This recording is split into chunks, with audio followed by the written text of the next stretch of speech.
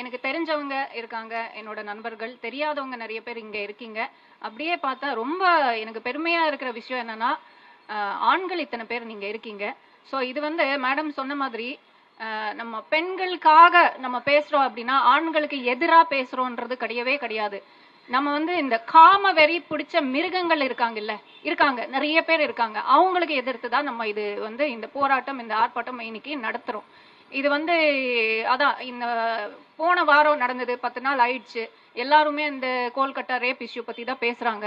So நீங்களும் வந்து பப்ளிசிட்டிக்காக பேசுறீங்க. ஆமா, பப்ளிசிட்டினே வச்சுக்கோங்க. நம்ம இன்னைக்கு பேசுறது ஒரு 10 பேருக்கு ரீச் ஆகுதா?